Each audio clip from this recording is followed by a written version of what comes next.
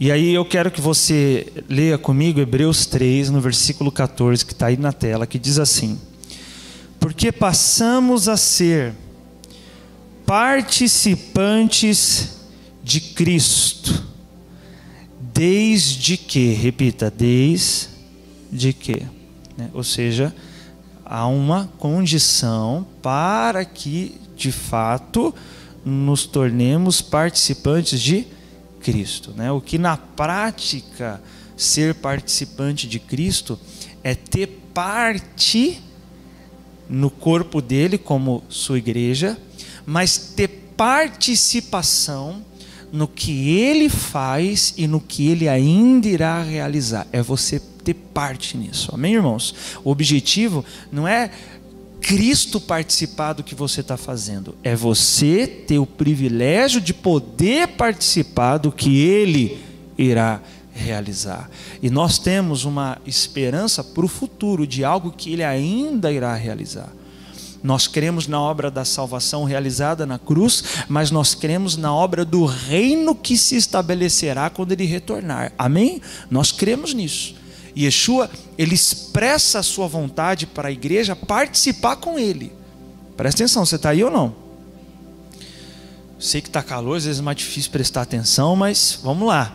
Então, Yeshua fala constantemente para as igrejas de Apocalipse: eu quero que vocês reinem comigo, eu quero que vocês julguem comigo, eu quero que vocês andem comigo, eu quero que vocês estejam comigo. E ele coloca isso para o futuro, quando ele vier estabelecer o seu reino. Ele expressa uma vontade de nós participarmos disso. A dificuldade do crente é que ele não tem essa expectativa.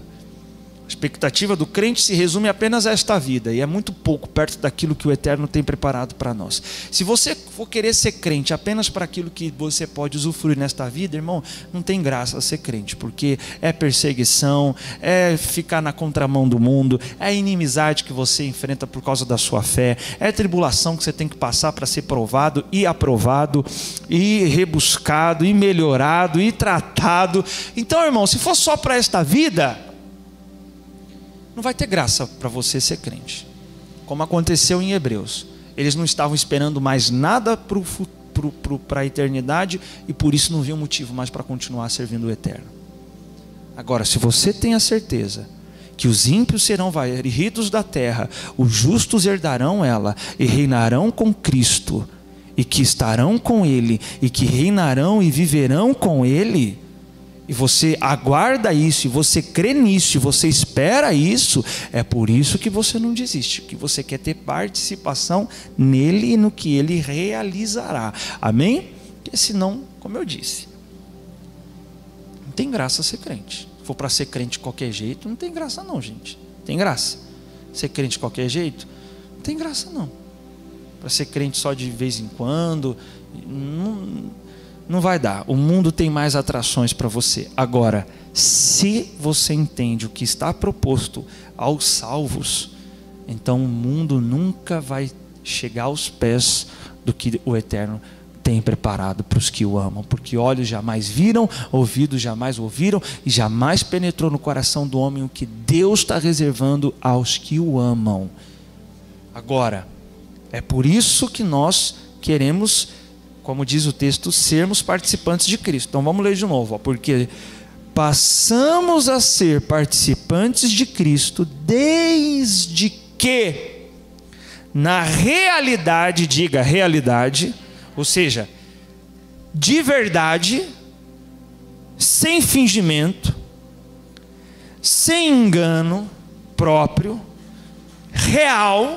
realmente, nos apeguemos até o fim à fé que nele depositamos desde o início. Então essa é a condição: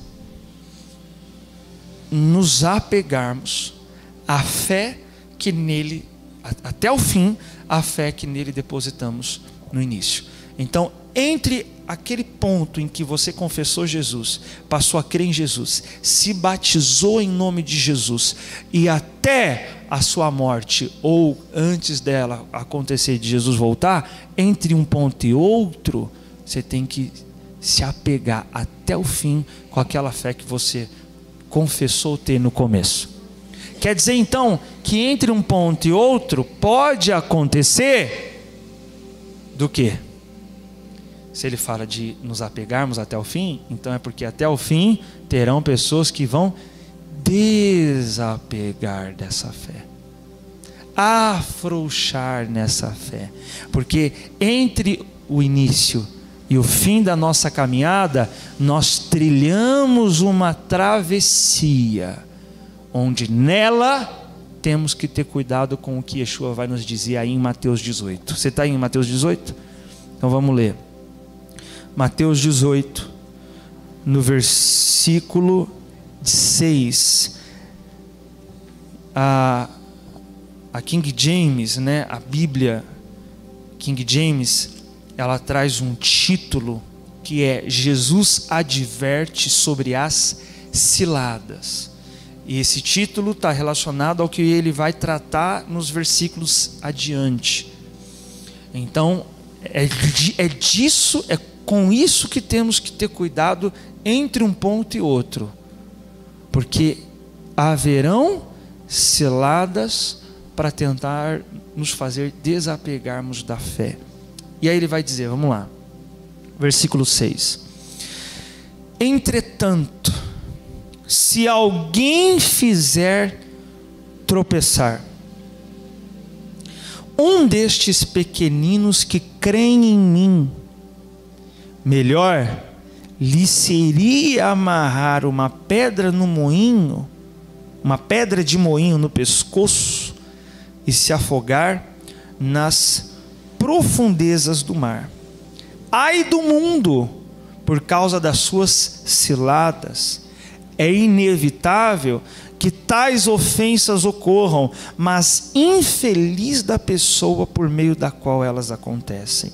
Sendo assim, se tua mão ou teu pé te fizerem cair em pecado, corta-os e lança-os fora de ti, pois melhor é, diga, entrares na vida. Agora deixa eu continuar. Mutilado ou aleijado, do que tendo as duas mãos ou os dois pés, seres atirado no fogo eterno. Se um dos teus olhos te faz pecar, arranca-o e lança-o fora de ti, pois melhor é, de novo, diga, entrares na vida.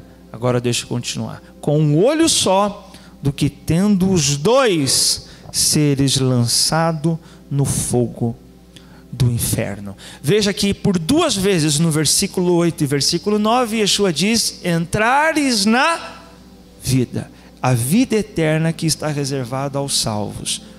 Nós iremos entrar nela, quando por diversas vezes Yeshua representa isso, por diversas vezes ele diz, quando retornar, em Mateus 25 ele diz que dirá aos salvos, vinde benditos de meu Pai, entrem no reino que vos está preparado desde a fundação do mundo.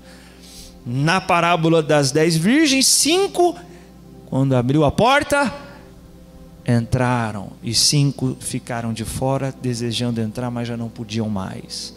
Então, por diversas vezes, a eternidade é visto, né, o reino, a salvação, é visto como um lugar onde nós vamos ter que entrar. E por que essa expressão é usada com respeito à vida eterna? Porque nas Escrituras isso tem um significado muito presente em várias ocasiões. Você sabe que nós, como eu já disse aqui, nós somos, através de Yeshua, chamados de filhos de Abraão, conforme Paulo fala em Gálatas.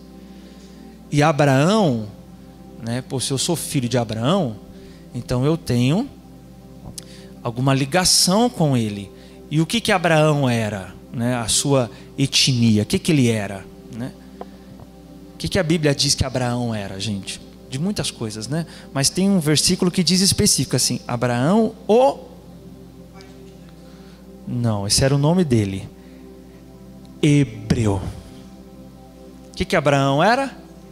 Hebreu. Ele foi o primeiro nas escrituras a ser chamado de hebreu.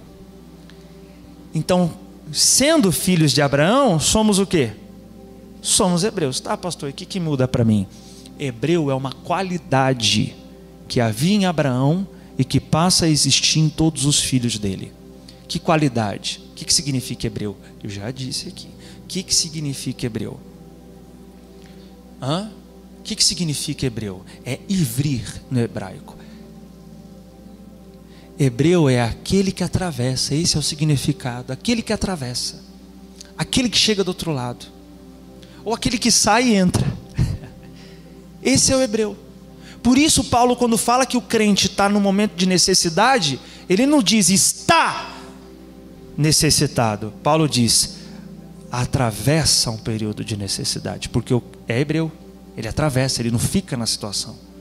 Pedro diz aos cristãos que estão em todo o mundo, eles não estão atribulados, eles estão atravessando tribulações iguais a vocês.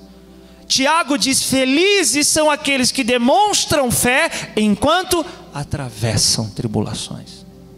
Essa é a qualidade do hebreu, ele atravessa, ou seja, a situação onde ele está, ele consegue sair e entrar em outra, ele consegue fazer isso. Por isso nós, como hebreus, estamos nessa travessia, onde o objetivo qual é? Entrarmos no reino. Mas para entrarmos, nós temos que sair de onde estamos, temos que atravessar, temos que chegar do outro lado.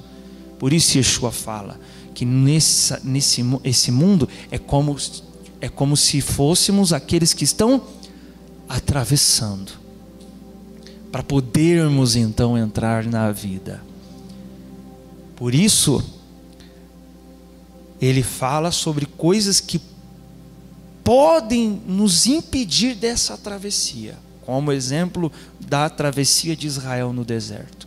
Inclusive as sinagogas judaicas, por exemplo, elas não são enfeitadas com flores, com exceção de uma cerimônia no ano que é Simchat Torah, mas não vem ao caso. Elas não são enfeitadas com flores, e elas não são enfeitadas com flores por um motivo: no deserto não tem flor. Para lembrar o judeu, você está nesse mundo como alguém que atravessa o deserto, o seu lugar não é aqui, você está atravessando. Então lembre-se que você tem um cuidado para exercer enquanto atravessa. Você tem que ter um zelo. Paulo vai dizer sobre aqueles que enquanto atravessavam pelo deserto, tombaram e ficaram com seus corpos no deserto. Quer dizer, daquela geração que atravessou o deserto, quantos conseguiram de fato entrar em Canaã? 2. De igual modo, de todos os cristãos que atravessam o mundo, poucos de fato entrarão no reino. Vão tombar no deserto. E por um motivo: não vigiaram com as ciladas, não vigiaram com os tropeços. Olha o que Yeshua fala no versículo 6. Vamos ler de novo, Entretanto, se alguém fizer tropeçar uns destes pequeninos que creem em mim. Então, passou a crer em Yeshua, mas agora corre o risco do quê? Tropeçar. E aí ele vai dizer não sobre o cuidado de cairmos somente, mas o cuidado que devemos ter naquilo que pode nos fazer tropeçar. Porque antes da queda vem um tropeço. Ninguém cai do nada, a pessoa tropeça. Coisas pequenas que ela não vigia, que vai levá-la a cair. Por isso Yeshua não fala, tome cuidado para não cair. Não, ele diz, tome cuidado para não tropeçar. Olha inclusive o que diz. Você marcou Hebreus 12? Vai lá para Hebreus 12. Hebreus 12, no versículo 12.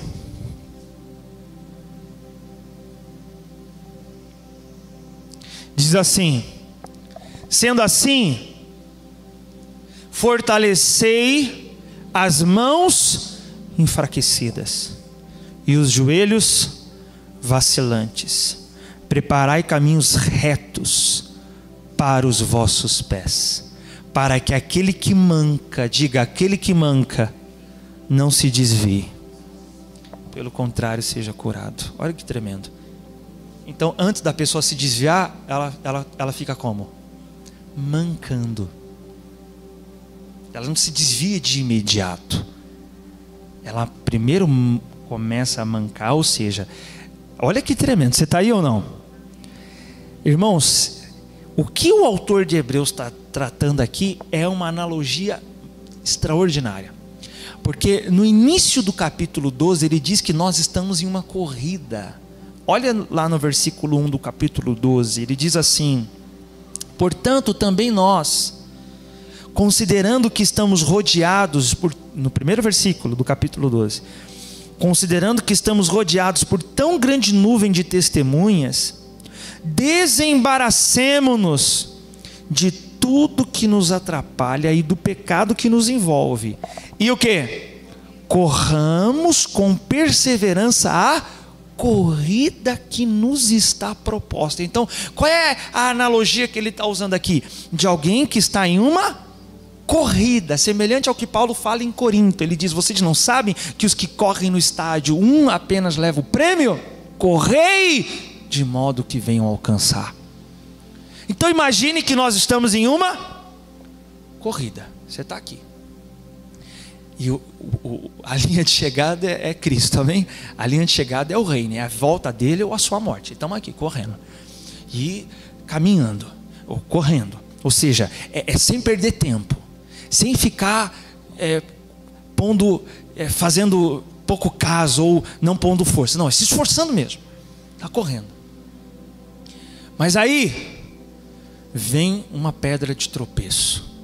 Vem alguém começa a perseguir você e você começa a olhar. Aí você já não está olhando mais para o alvo, começa a andar.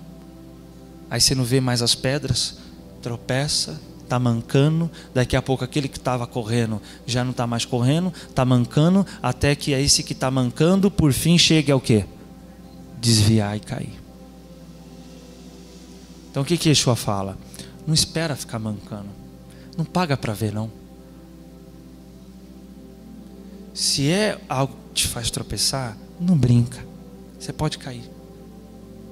Por isso ele fala, nesse capítulo 12, sobre essa analogia de uma corrida e que não devemos trilhá-la mancando, mas correndo. Você já viu alguém ganhar uma corrida mancando? Não, às vezes chega no fim mancando lá. E aí, se acontecer de estiver perto da linha de chegada e não cair, ainda pode dar sorte de chegar. Mas provavelmente quem começa a mancar no meio do caminho, irmão, não vai aguentar, vai cair. Então, antes de cair, ele fala: fortalecei-vos. Ou seja, a pessoa que estava orando ali constantemente, ela já não ora mais tanto. A pessoa que estava ali comprometida com os mandamentos, ela já não está mais ligando para os mandamentos de Deus. Aquela pessoa que estava focando na eternidade, ela já está mais focada nas coisas do mundo. Aquela pessoa que tinha a leitura da palavra constante, ela já diminuiu a sua leitura. Quer dizer, ela vai diminuindo o ritmo até começar a mancar e cair. Por isso Yeshua fala sobre as ciladas da caminhada cristã e que devemos tomar cuidado com ela. Ele diz lá em Mateus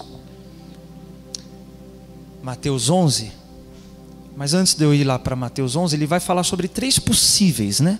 Mas eu quero que você leia primeiro 1 Coríntios 10.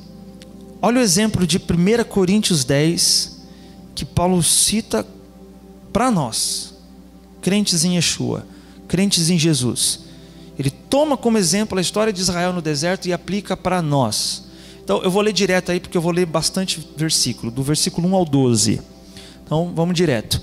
Portanto, irmãos, não quero que ignoreis que nossos antepassados estiveram todos debaixo da nuvem, todos passaram pelo mar.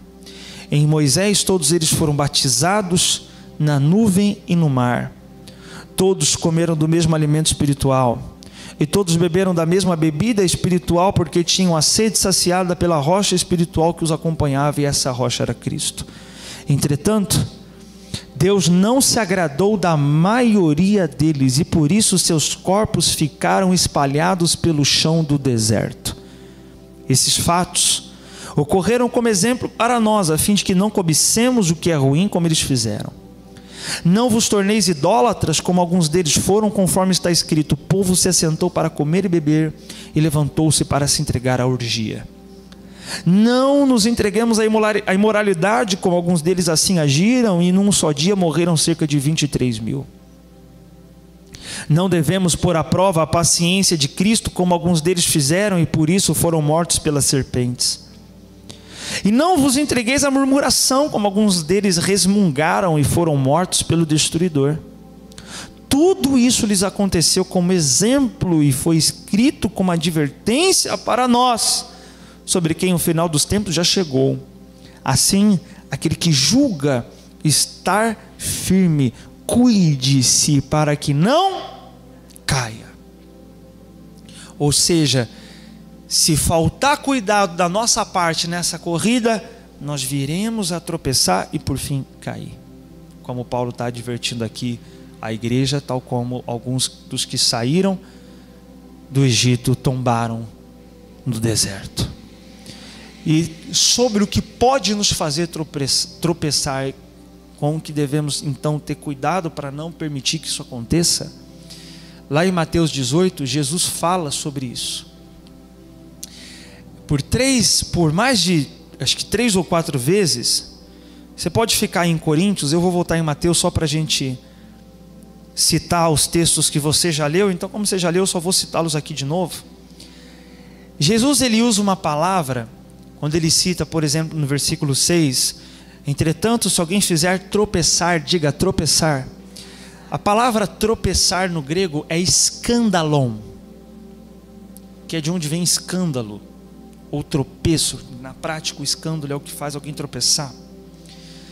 No versículo 7, ele fala: ai do mundo por causa das suas ciladas, diga ciladas. De novo, a palavra no texto grego é escandalon. Depois, lá no versículo 8, ele fala: se a tua mão ou o teu pé te fizer cair, essa expressão fizer cair, no grego é escandalizei, ou seja, é algo no qual você tropeçou e caiu. Então ele está falando, ele usa repetidas vezes o termo grego escandalon, que significa, irmãos, no grego, 2 coisas. Primeiro, colocar uma pedra de tropeço ou obstáculo no caminho, sobre o qual outro pode tropeçar e cair.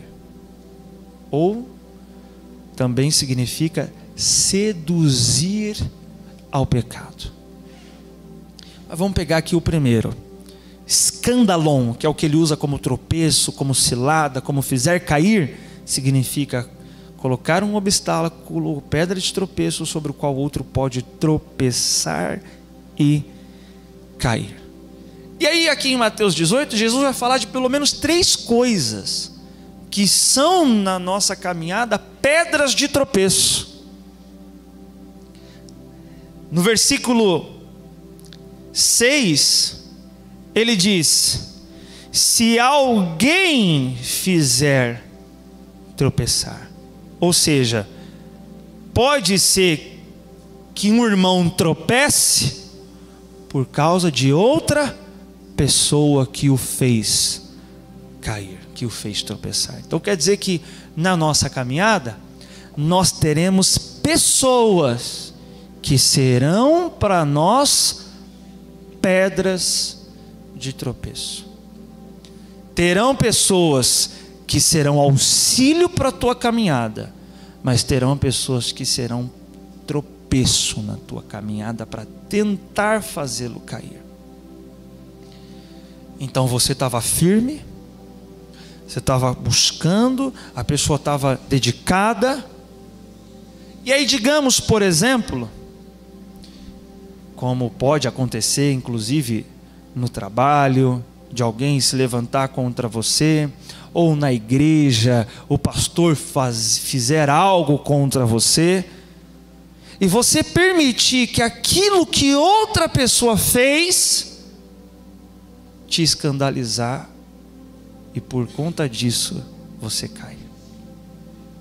A maioria das pessoas que eu ouço que estão desviadas, ou seja, que caíram, a maioria é porque alguém fez algo que a escandalizou. Veja, e o grego pedra de tropeço é justamente isso, escândalo. O que você tem que fazer? Procurar um caminho onde você não vai ter pedra de tropeço?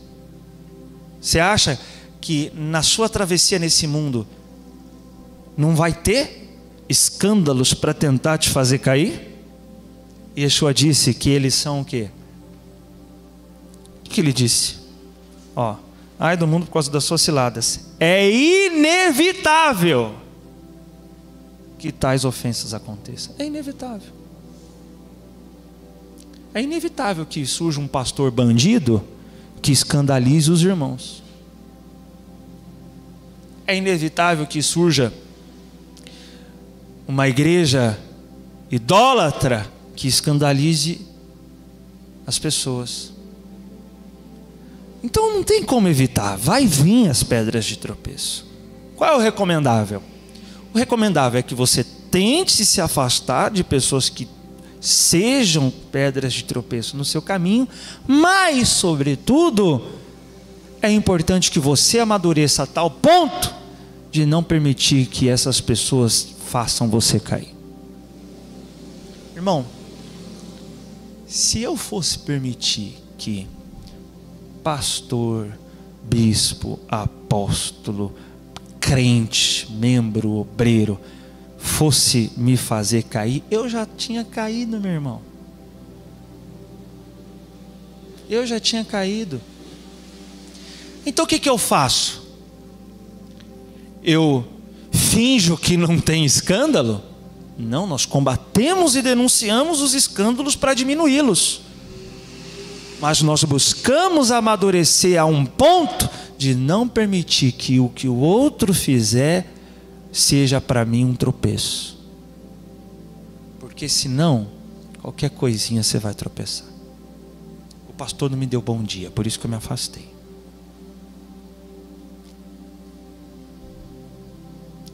Você acha que isso é motivo para uma pessoa tropeçar, irmão?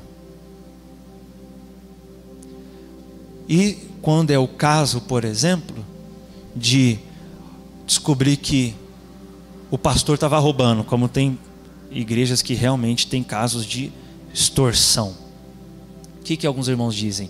Não quero mais saber de igreja, não quero mais saber de evangelho, não quero mais saber de Bíblia, para mim tudo isso aí é enganação. Como eu fui tentado a acreditar por ter visto escândalos grandes por parte de pessoas que eu conheci como pastores, bispos e até apóstolos. Mas qual é o remédio? Qual é a recomendação? Amadureça a ponto de não permitir que o outro te faça tropeçar, porque é inevitável que os escândalos aconteçam.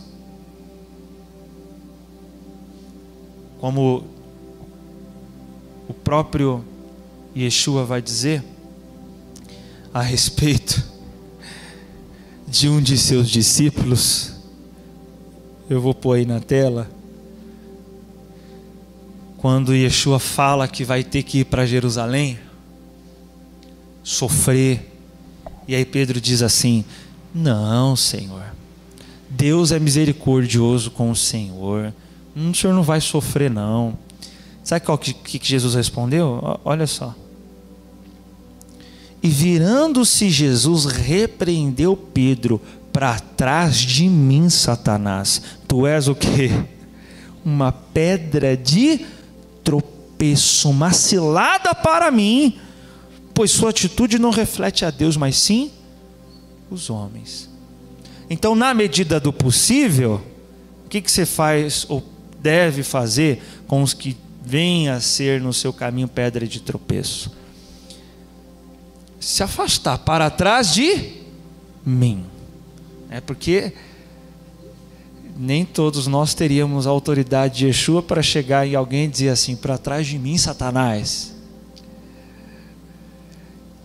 Mas na medida do possível, você se afasta. Eu não quero andar com quem vai me fazer cair.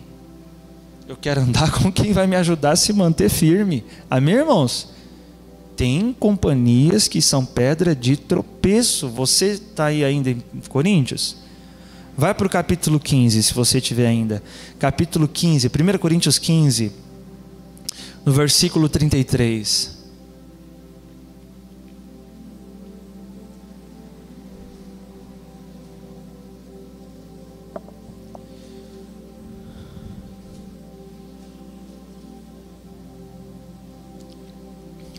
O que fala aí? Lê aí alguém para mim.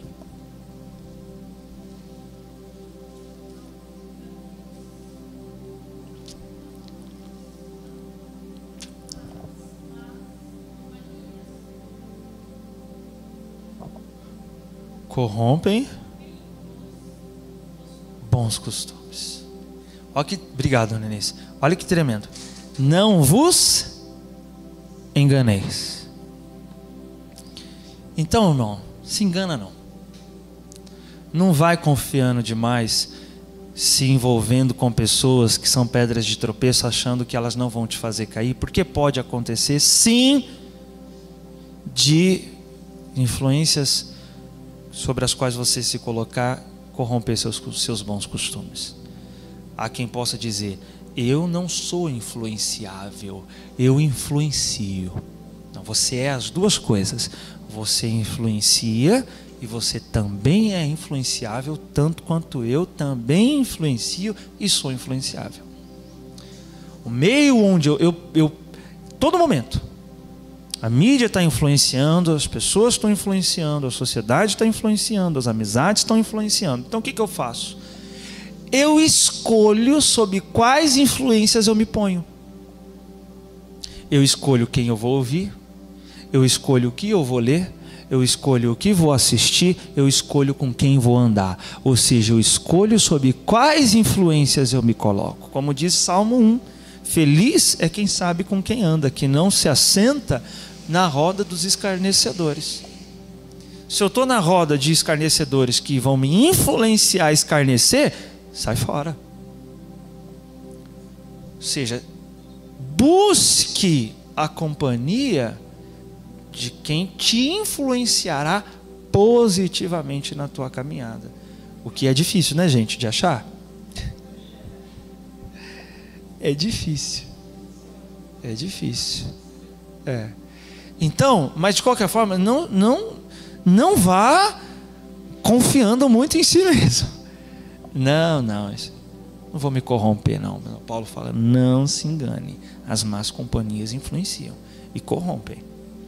Mas não só devemos ter o cuidado com pessoas que podem se tornar para nós pedra de tropeço, nos amadurecendo a ponto de não tropeçar por qualquer coisa, de não se escandalizar por qualquer coisa, de não parar a caminhada por qualquer coisa, mas também nos afastando, na medida do possível, de pessoas que podem ser pedra de tropeço no nosso caminho. Mas não só isso, nós também podemos nos tornar tropeço na vida de alguém. Por exemplo, Yeshua falou para um de seus discípulos: você é para mim pedra de tropeço. Então nós, se não vigiarmos, podemos, enquanto cristãos, escandalizar pessoas. Ou seja, o que significa escandalizar? Ser pedra de tropeço na vida de alguém. Por exemplo, se para algum irmão é pecado homem usar bermuda, se eu for na casa desse irmão, eu vou de bermuda? Não. Que eu não quero ser para ele motivo de tropeço. Eu sei que não é pecado, mas se é para ele, como Paulo fala em Romanos, em Coríntios, Para alguns lá de Roma, comer carne era ruim, não podia. E aí Paulo vai dizer, mas para outros tem fé tanto para comer carne quanto para comer legumes. Quem tem fé para comer legumes, não julgue quem tem fé para comer carne. Quem tem fé para comer carne, não julgue quem não tem fé para tal coisa. Ou seja, só não seja escândalo para alguém quando algo para alguém seja motivo de escândalo. Então, por exemplo, na Torá não existe uma proibição presta atenção, você está aí ou não? Na Torá não existe uma proibição quanto a ingerir bebida forte, que é bebida fermentada ou bebida alcoólica.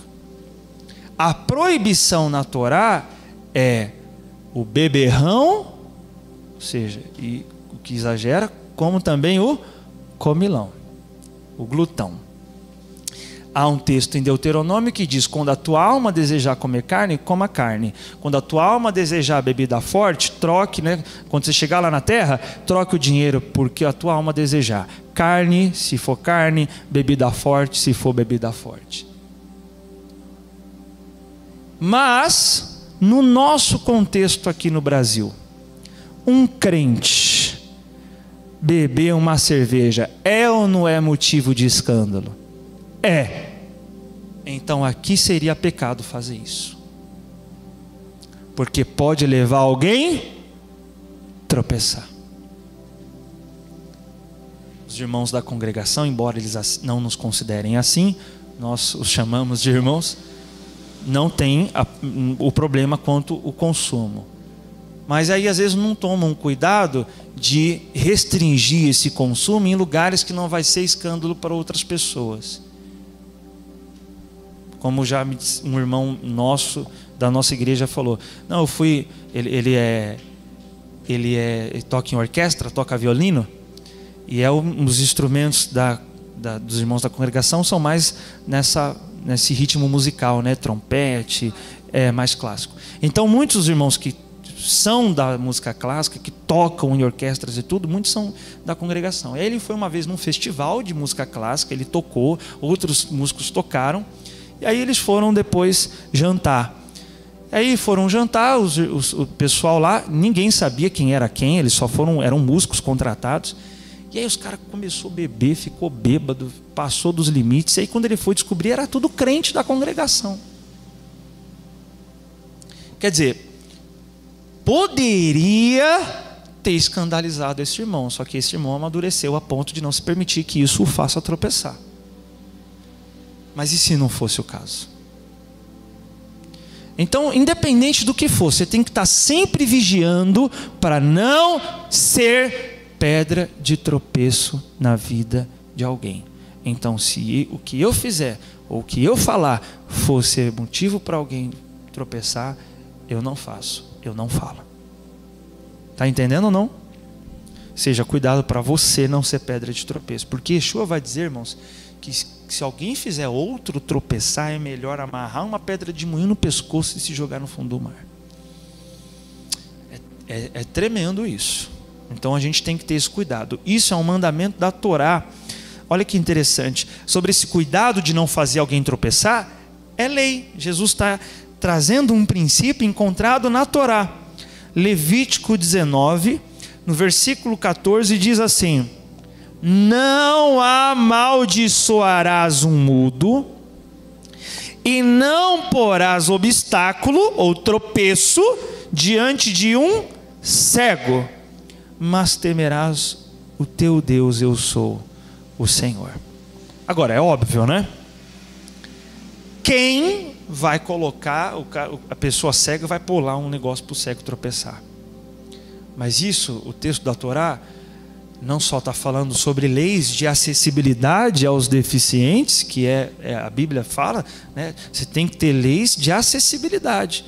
Então, por exemplo, guia, prepara as guias para eles andarem. Isso é Torá. Quando políticas públicas... Atemporal, quando as políticas públicas estabelecem, por exemplo, calçadas acessíveis a deficientes visuais nas escolas e por aí vai, isso é Torá. A Torá já falou, ó, não põe obstáculo na frente do cego.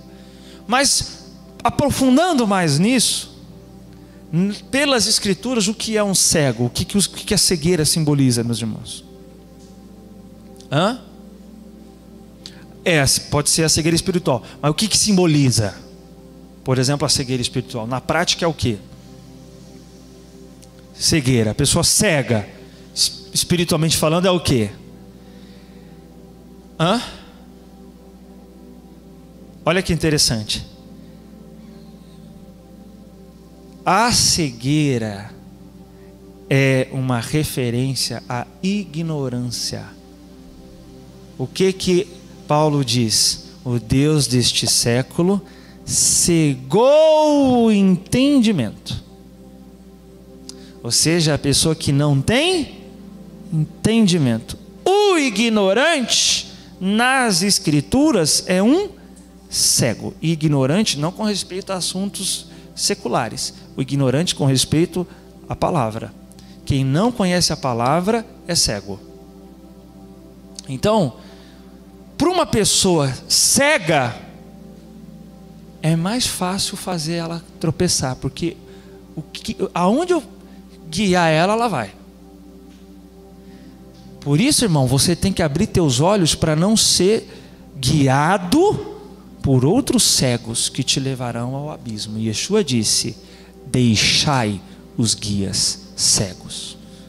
Deixa eles, não segue não, porque eles estão guiando outros cegos e ambos cairão no abismo. Então você tem que ter discernimento bíblico para que você identifique os tropeços no teu caminho. Você está pegando ou não?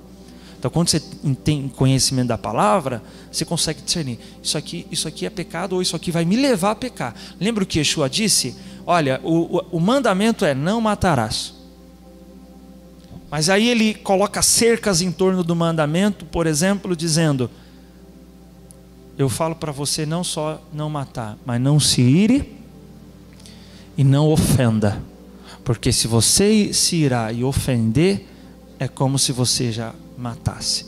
Quer dizer, você pode não chegar a transgredir o mandamento de matar, mas você pode tropeçar na ira que te faz mais perto da ofensa. Aí você começa a ofender. A ofensa, tropeçou de novo. E não devia ter ofendido o irmão. Agora está mais perto do que?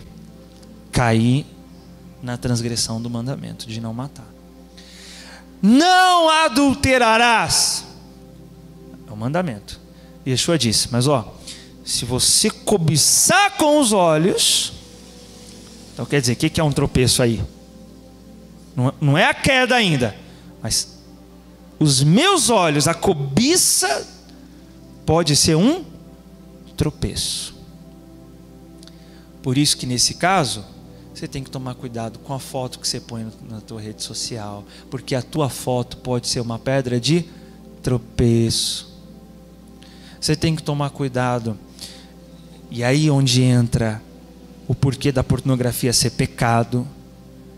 Porque embora o cara não esteja tendo a relação sexual ali com a pessoa, ele está vendo com os olhos e cobiçando no coração. Agora ele está mais fácil de ir para um prostíbulo, por exemplo, ou de cometer um adultério. Então é tudo tropeço. Com aquilo que devemos ter cuidado, para não tropeçar. Além de pessoas poderem ser tropeço no nosso caminho, ou nós sermos tropeço no caminho de alguém, Yeshua, voltando em Mateus 18, eu só vou pôr aí na tela, né? Ele diz também no versículo 7 o seguinte: ai do mundo por causa das suas ciladas. Ou seja, o que também está cheio de pedra de tropeço? O mundo.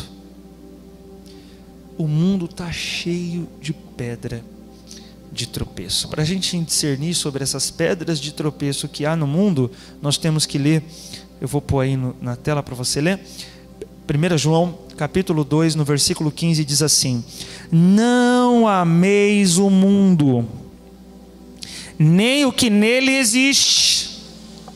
Se alguém ama o mundo, o amor do Pai não está nele. E aí ele vai descrever o que é esse mundo que não devemos amar. Amém? Olha só, pois tudo o que há no mundo, 2 pontos: as paixões da carne, a cobiça dos olhos e a ostentação dos bens, não provém do Pai, mas do mundo. Então, a cobiça dos olhos, a paixão da carne, tudo aquilo que o mundo estimula ao pecado é pedra de tropeço. Na educação, na mídia, na música, na cultura, em todo o ambiente, no mundo, o sistema do mundo funciona para uma coisa: fazer os crentes tropeçarem. Por isso Paulo vai dizer em Romanos, no capítulo 12, Romanos capítulo 12, versículo 2, Paulo diz: não vos amoldeis ao sistema deste mundo, mas sede transformados pela renovação das vossas mentes. Então, irmão, a tua mente é moldada. Sabia disso? Tua mente, ela é moldada. O que você pensa, algo te levou a pensar isso. O que você crê, algo te levou a crer nisso. Então, se você não vigiar, quem vai moldar a sua mente? O mundo. Aí você vê, por exemplo, as redes sociais serem as ditadoras da cultura e da tendência. E aí, se uma dança começa a fazer sucesso no TikTok, por exemplo, aí você vê criança de 5, 6 anos imitando. Sabia que o CEO do TikTok não permite seus filhos de 6 anos usarem a plataforma? Que ele sabe que é prejudicial às suas crianças? Que molda, está ali, está estimulando, está moldando. A inveja. Você não pode aceitar que o cara que é inferior a você, aos seus olhos, tenha mais do que você tem. Na sociedade é superior quem mais tem. Então tem que ter mais. Vou me endividar para ter um carro melhor, vou me endividar para ter uma casa melhor, vou me endividar para ter um celular melhor, porque para a sociedade é superior quem tem mais e quem tem o melhor. Sistema do mundo moldou a mente. Eu me sinto inferior porque eu não tenho uma maçã mordida no meu celular. Sistema do mundo moldou sua mente. Você acha que você precisa ter para se sentir alguma coisa. E eles conseguem, gente. Você sabia que quem determina o funcionamento do TikTok, do Instagram, do Facebook, do Google, são neurocientistas? Não é o cara da TI, não. É o cara da ciência neurológica, que sabe como o teu cérebro funciona e como moldar a sua mente. Então o que eu, por exemplo, faço? Tem 3 pontinhos lá no YouTube que é assim: não quero mais ver isso. E aí, ao invés do algoritmo, que é a tecnologia do YouTube, ditar o que eu quero assistir, eu dito o que eu quero. Eu o moldo antes de ser moldado. Mas se você ficar ali, ó, só nas recomendações, meu irmão, vai vir fofoca. Aí você clica na fofoca, a plataforma já entende: ele gosta de fofoca. Então começa a vir mais fofoca, e depois outro vídeo é outra fofoca, depois é outra fofoca. Aí você eventualmente está nisso. Tá só girando em torno disso. Futilidades do mundo, porque o sistema conseguiu te moldar. Por isso nós temos que ter o cuidado, irmãos. Só aqui, olha o que Yeshua vai fazer quando ele estabeleceu o seu reino neste mundo. Mateus 13, no versículo 41, diz assim: o Filho do Homem mandará os seus anjos, e eles ceifarão do seu reino tudo o que causa tropeço e todos os que praticam o mal. Vai arrancar. Por isso que é o reino que ele vai estabelecer no mundo, porque no céu não há tropeço. Aqui, o mundo está cheio de ciladas, mas quando o céu descer e Yeshua se manifestar, ele vai ceifar do mundo tudo que causa tropeço, porque a terra se encherá com o conhecimento do Senhor. Diga a glória a Deus. Até lá, irmão,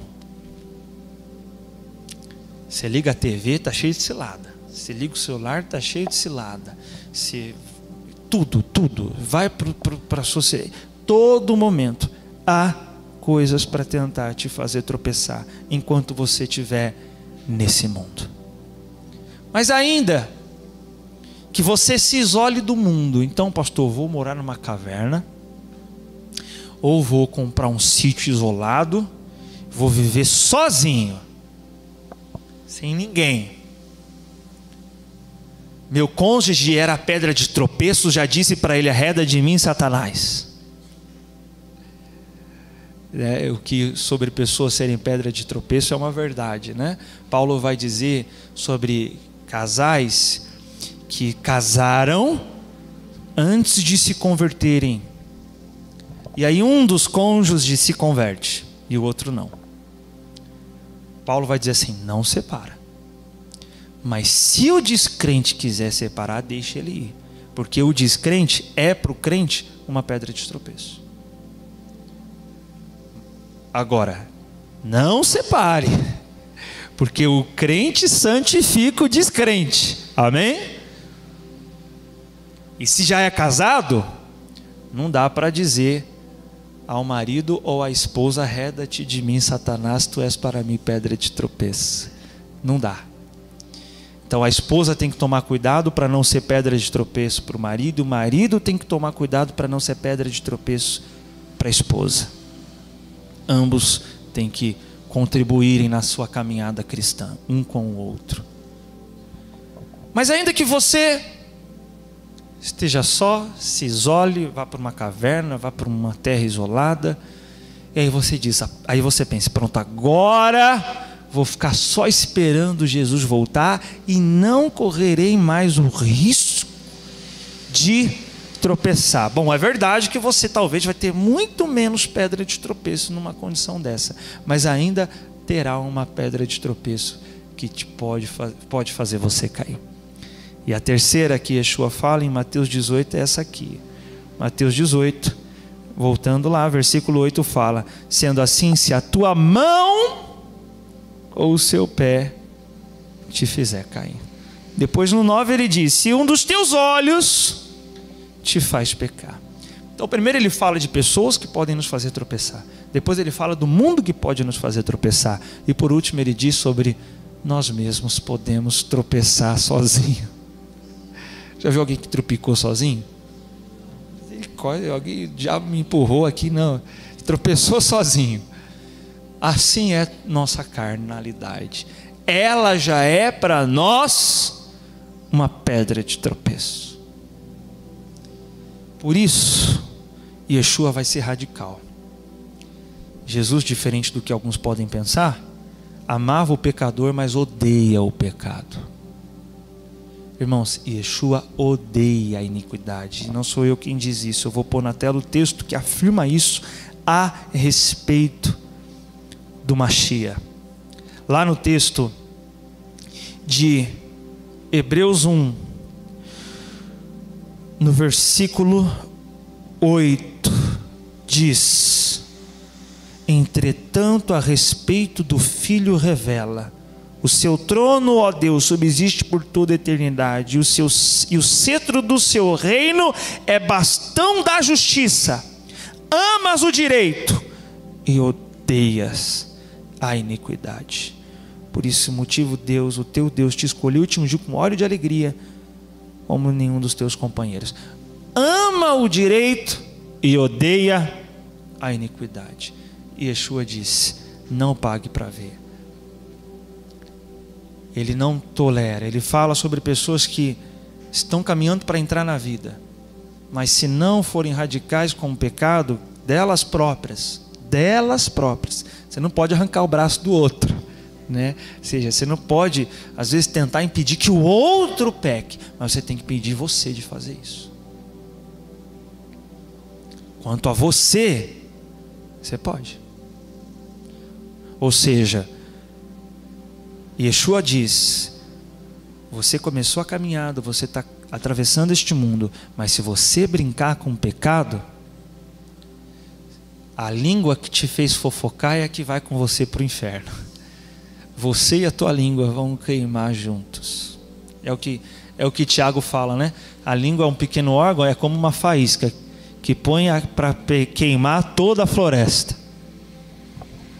Então a mesma língua que fez a Lashon Hará, a maledicência, é a que vai queimar no fogo do inferno. Porque você, irmão, isso é sério. O ímpio, ele vai ressuscitar no corpo para o julgamento e vai com o corpo ser lançado no lago de fogo e enxofre. Por isso que ele fala, é melhor você arrancar a mão do que ir com ela para o inferno. Quer dizer que eu vou arrancar a mão então, pastor? Que aí está tranquila. Ele usou do exagero para dizer as ações, os seus caminhos, sua cobiça dos seus olhos. Tome cuidado, porque se não for o mundo, se não for as pessoas, sua própria carne pode te fazer tropeçar. Sobre isso, leia comigo Marcos 7. Eu sei que eu não pedi para você marcar, mas para a gente terminar. Marcos 7.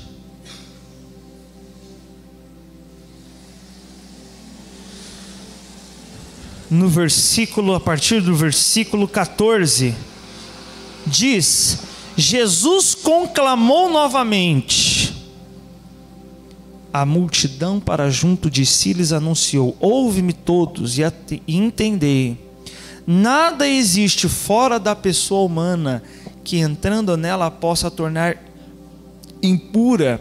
Ao contrário, o que sai do ser humano é o que o faz impuro. Se alguém tem ouvidos para ouvir, ouça.